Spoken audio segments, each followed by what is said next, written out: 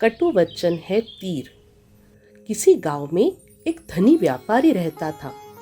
उसकी एक बेटी थी जिसका नाम माधवी था। माधवी बहुत अधिक समझदार और दयालु थी, परंतु उसके व्यवहार में एक सबसे बड़ी कमी यह थी कि उसे किसी भी बात पर बहुत जल्दी गुस्सा आ जाता था और वह बिना सोचे समझे किसी को भी कटु वचन बोल देती थी। एक बार व्यापारी के घर उनके किसी खास मित्र का परिवार आया हुआ था। माधवी ने उनका पूरे मन से आदर सत्कार किया। सबको माधवी बहुत अच्छी लगी, परंतु जब व्यापारी का मित्र और उसका परिवार अपने घर वापस लौटने ही वाले थे, तब न जाने माधवी को उनकी किस बात पर गुस्सा आ गया। माधवी ने बिना सोचे समझे उन पर कटु वचनों की बौछार कर दी। सबको बहुत बुरा लगा। व्यापारी का सिर भी अपने मित्र के सामने शर्म से झुक गया। उसी गांव के मंदिर में एक ब्राह्मण पुजारी रहते थे। पुजारी जी बड़े विद्वान व्यक्ति थे। एक दिन व्यापारी मंदिर में आया और उन्होंने पुजारी महाराज को अपनी चिंता के बारे में बताया। पुजारी महाराज ने व्यापारी से कहा कि वे कल माधवी को मंदिर में भेज दे।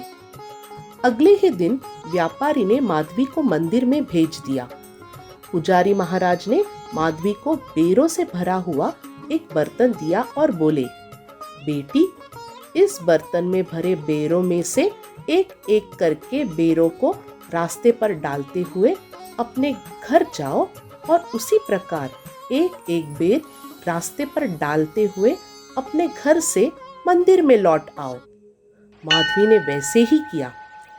उसके बाद पुजारी महाराज ने माधवी से कहा, बेटी, अब इस खाली बर्तन को लेकर उसी प्रकार अपने घर जाओ और सभी बेरों को रास्ते से उठाकर ले आओ। पुजारी महाराज की बात सुनकर माधवी बोली, पुजारी जी, मैं रास्ते पर गिराए गए सभी बेरों को इकट्ठा करके कैसे ला सकती हूँ? कुछ बेर धूल मिट्टी में मिल गए होंगे, कुछ को पक्षियों आदि ने उठाकर खा लिया होगा। अतः अब उन सभी बेरों को एकत्र करके इस बर्तन में भर पाना असंभव है। माधवी की बात का उत्तर देते हुए पुजारी महाराज बोले, तुम ठीक कहती हो बेटी, अब उन बेरों को इकट्ठा कर पाना संभव नहीं है।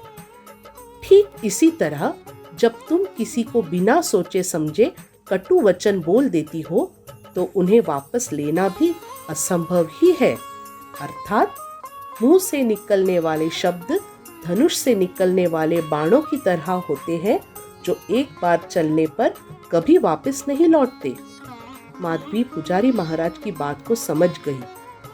उस दिन के बाद माधवी ने अपनी इस बुरी आदत को छोड़ दिया और वह व्यापारी की गुणवती और समझदार बेटी बन गई।